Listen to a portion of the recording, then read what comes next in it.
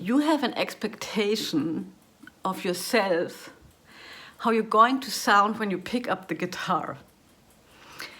If you want to improve, you need to elevate this expectation of yourself, right? First, you don't think and make a plan, you play and make a plan. I really want to make another video about practicing the guitar, practicing jazz guitar, learning jazz guitar, because I think a lot of people, including myself, are obsessing over the right practice plan, the right way to learn it. We're looking for shortcuts somehow. We just want to really do it in the right way, and we might lose a lot of time like this. And I just want to talk about some things that might help you. First of all, when it comes to practicing, and this is something that I'm struggling a lot with myself, especially at the moment, is if you have something that you absolutely need to practice, right? So having a concert coming up, I'm pretty nervous and I avoid practicing the program because everything else is very much more appealing. Maybe a new exercise, maybe another guitar online course, right? Whatever it is, but to really practice the stuff that I need to practice now, I don't practice. And I think many people sit down and they practice, or they play the guitar and they practice stuff, but they don't necessarily practice the stuff that really moves the needle. And I think most of us know what moves the needle. I'm going to talk about that in a second. And we avoid those things because they're hard or they scare us. And I think it needs a lot of, you need to understand yourself and your thoughts to get out of this thought process of perfectionism, procrastination, not doing the stuff that you actually should do. I'm actually really curious if you could let me know how you deal with a situation like this. You have an exam coming up, can't talk, a concert, something that makes you nervous, and you really know you need to get down and practice this stuff for this task, nothing else. How do you deal with it? Please, please help me. Talking about stuff that really moves the needle. I think we all know it. I'm going to say it anyways, right? So is attending a guitar workshop or a jazz workshop, getting lessons with a teacher, meeting with somebody to play, having a band where you have to play. And so it all evolves around meeting other persons and getting feedback in the real world. And I think maybe the conclusion is, okay, I get feedback in the real world so that I know what I can practice. Sort of, that's exactly what's happening. But maybe we think like, I get feedback, right? I go to the rehearsal and I don't know the one chord and then I learn this chord, which is great. But there's also other stuff happening, and that's sort of an exchange between you and the other person that are playing, sort of osmosis. You can't really put a finger on it, and it works away in your subconscious, because jazz is sort of like an oral art form, if you want to. I mean, like it has been given to the next generation always by ear and playing, not so much by books. And there's nothing wrong with books and stuff, but I just want you to really understand that certain things you can only learn on stage or also only learn while you're playing with other people.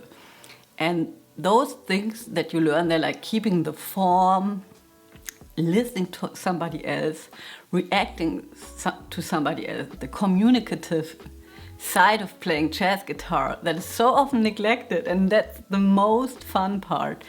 You can only learn that when you play with other people. So if you can take a step in this direction, I think this is going to actually really save you a lot of hours, because you're really going to know what you want to work on, and you're going to maybe even get the jazz bug if you don't already have it, or get the jazz bug back and really be stoked about playing jazz guitar and learning a lot. Yeah, and why don't we do all this stuff, right? I always wonder.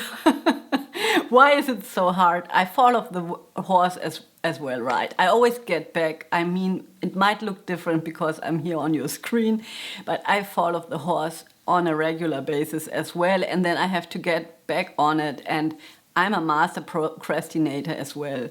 If you read Steven Pressfield's book about the war of art, you know that the thoughts that keep you from practicing, if you overcome them because you recognize that you're procrastinating, the thoughts change.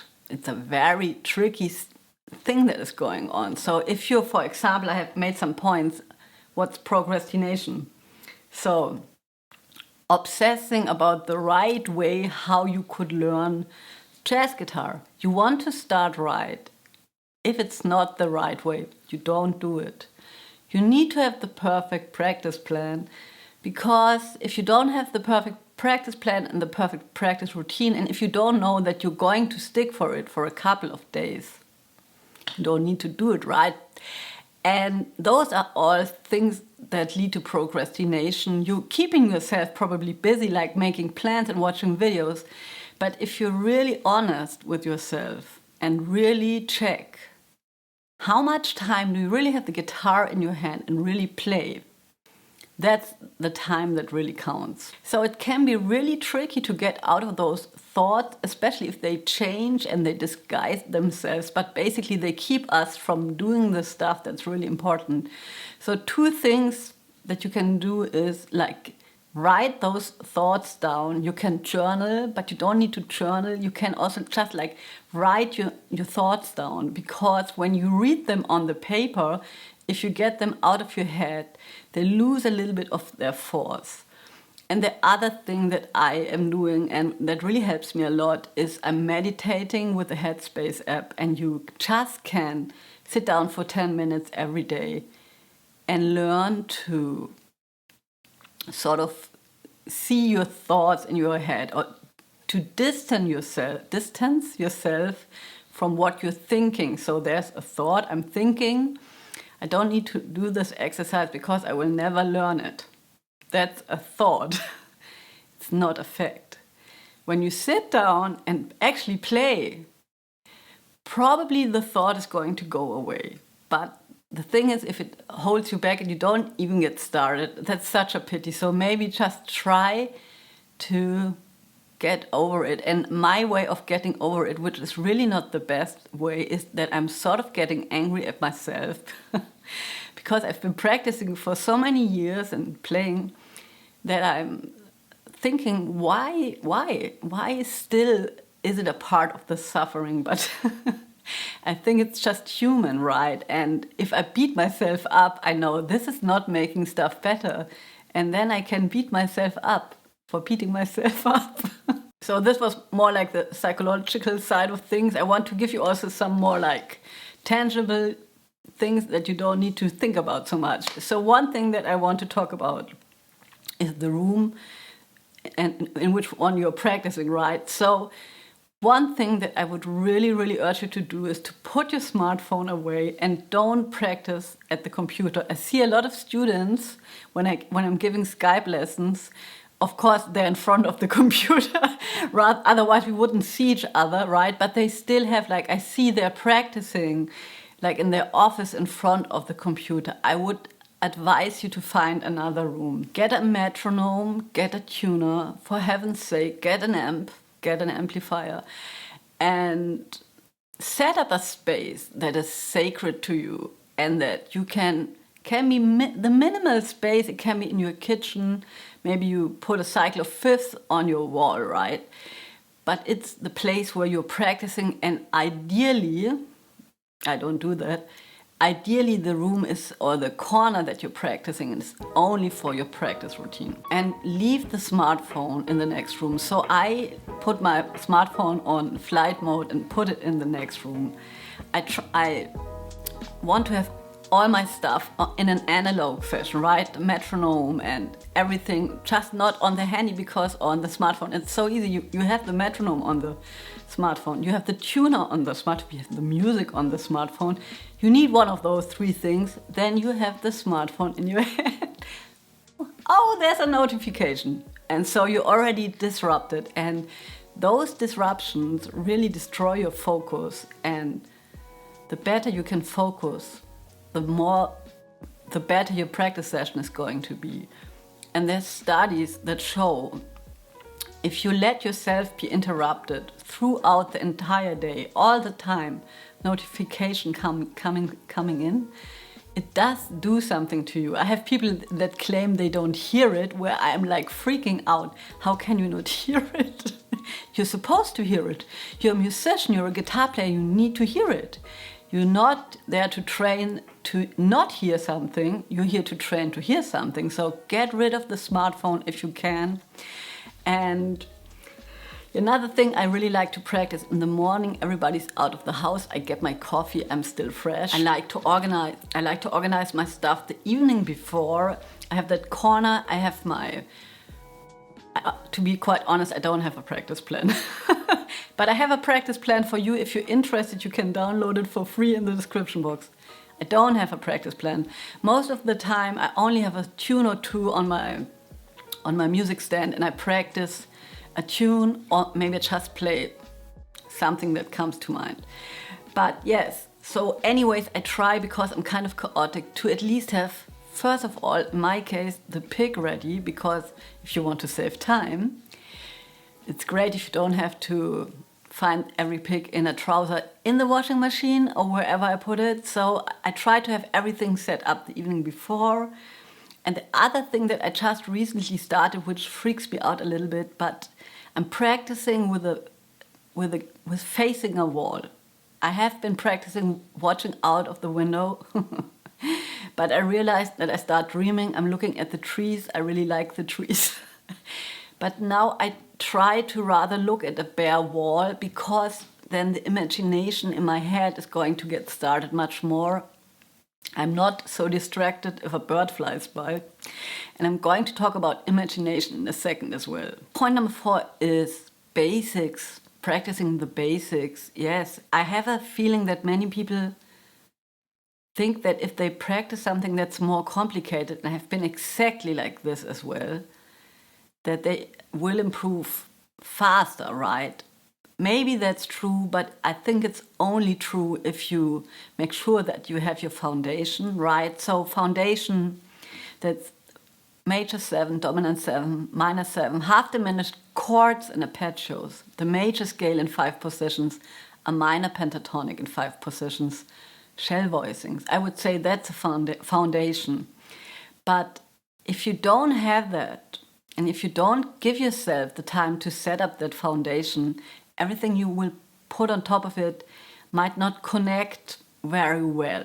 And then you will go back to the basics at a given moment. If you have a really good guitar teacher, he will probably let you play the major scale or a very basic stuff, sort of a thing, for a long time until you really nailed it, right? And also basics, that's technique. So technique, right? We need to master the guitar somehow. We need to get our hands synchronized. We need to have a certain amount of security that if we pick, we'll pick the right string, and that we can play some chords, that we can change chords.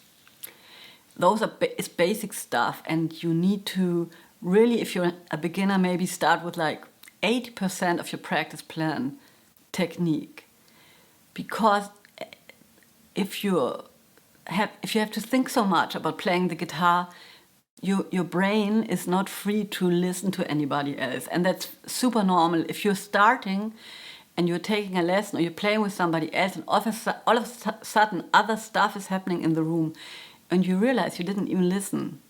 Super normal, because you're still so occupied with your technique. So try to play a lot of technical exercises. That doesn't mean like the spider. Every tune can be a technical exercise. I'm going to talk about that in a minute. I spent a lot of time wasting time. In a certain way, practicing. I have a bizarre, there's no system, I have no system. I just sit around and get something in my head and then work on it for a while. And then maybe the next day, if I was lucky, I'd work on it, you know. And somehow it would sneak into my playing. I try to practice things that are going to be practical. Point number 5, practice things that are practical. And that leads us sort of back to the beginning of the video. Why is it so hard to practice the stuff that really matters? What does really matter? Accompaniment really matters. And if you're playing with somebody else, for the other person, it really matters that you accompany them well and that you can play chorus over chorus without losing the form.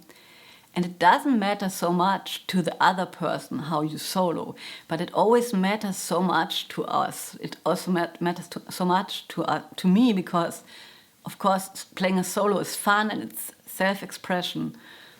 The trick or the fact is, if you can't play an accompaniment and can't keep the form, you won't be able to play a good solo as well because it's so much interconnected.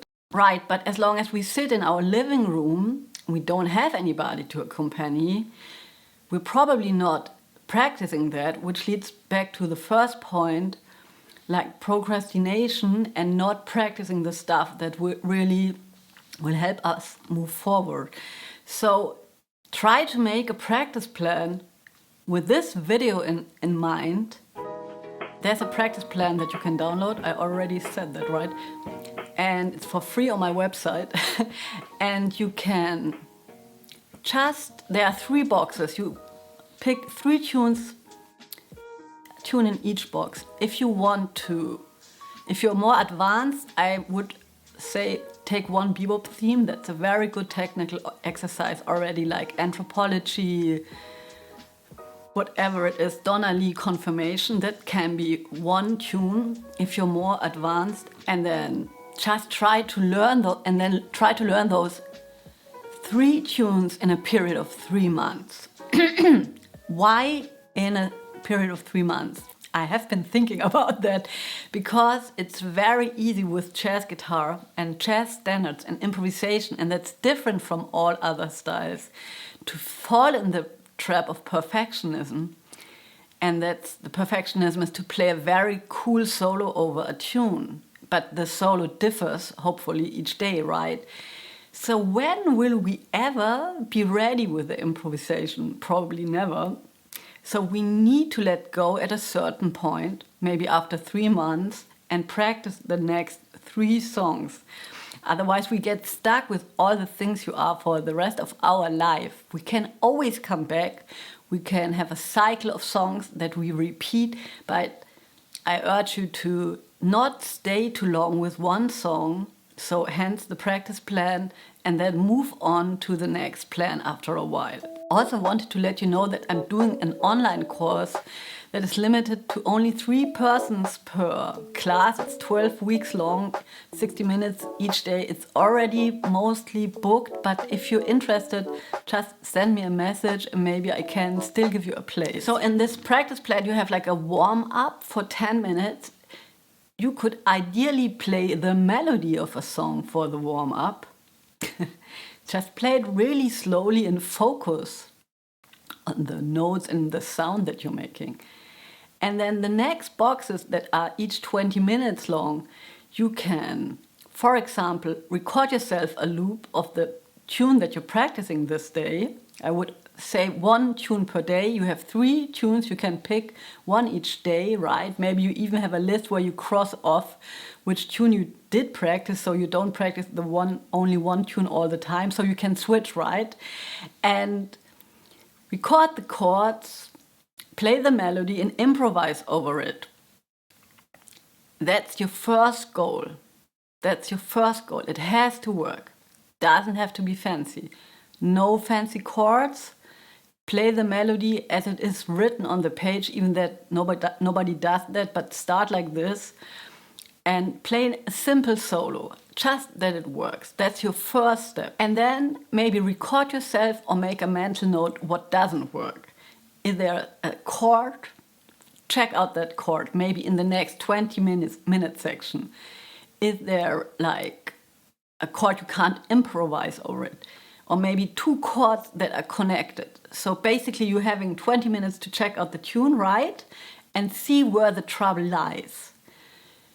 The trouble comes from itself, but you first you don't think and make a plan, you play and make a plan. And then you can just work on stuff. You want to work on scales and arpeggios and blah, blah, blah.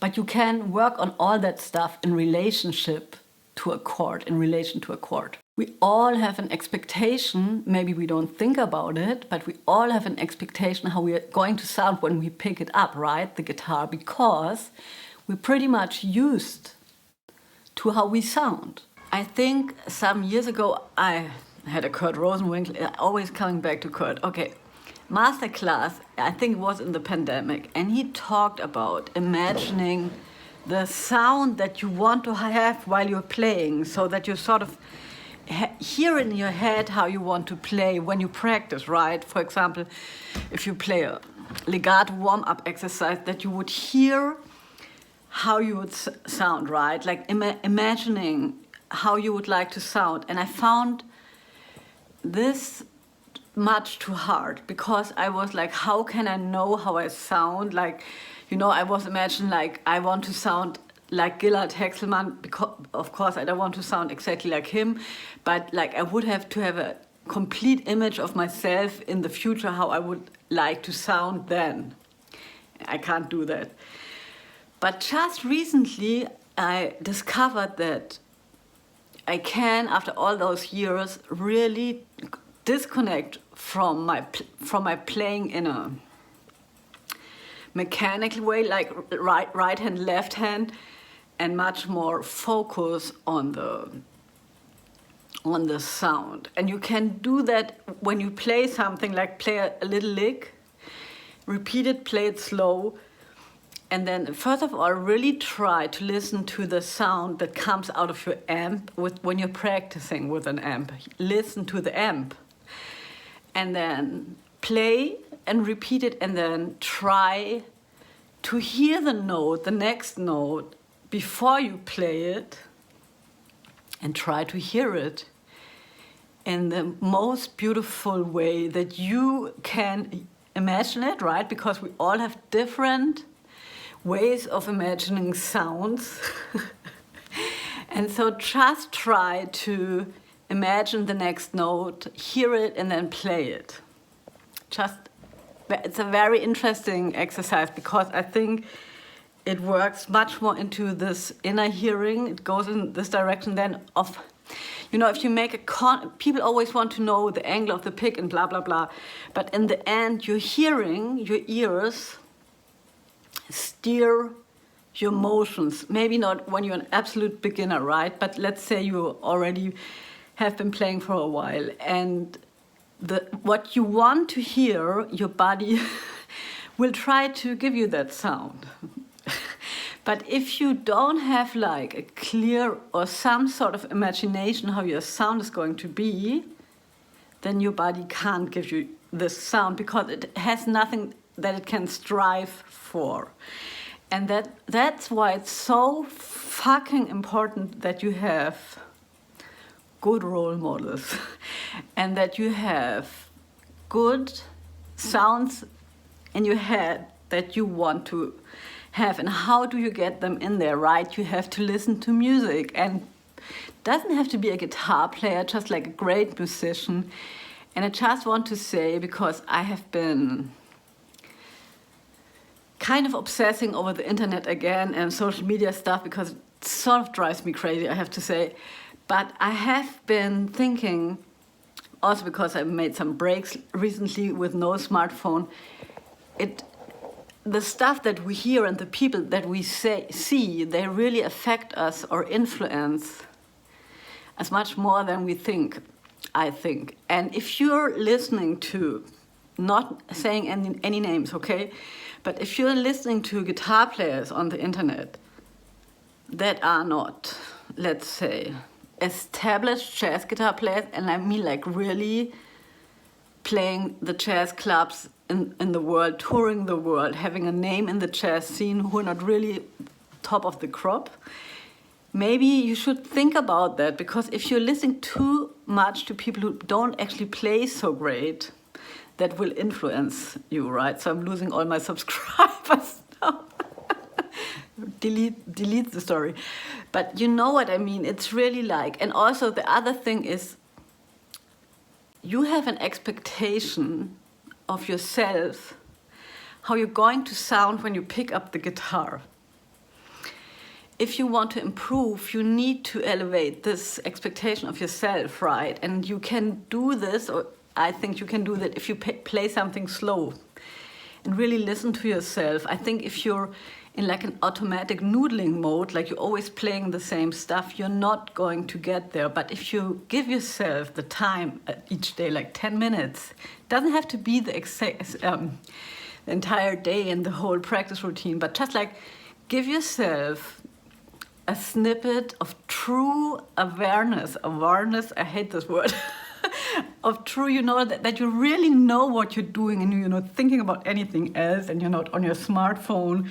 You're just playing this one thing for 10 minutes and you're just listening to yourself and you're trying to imagine how it could sound, and then you strive for that, and then your pick and your strings, it all doesn't matter. It will come from your inner hearing, but it takes a while. And last but not least, I want to say it's great if you have a practice plan, but it's also completely okay if the practice plan changes. And you can also like pick something up that comes to your mind and stay with it and allow yourself to discover it. There is no route A to B, right? I think sometimes people think if they do the following steps, and people also sell online courses like this, if you do the following steps, that you're going to sound like this in the end. But don't forget that jazz is an art form, right? And it's influences by many different things. And you are influenced by many different things. And it's a form of self-expression.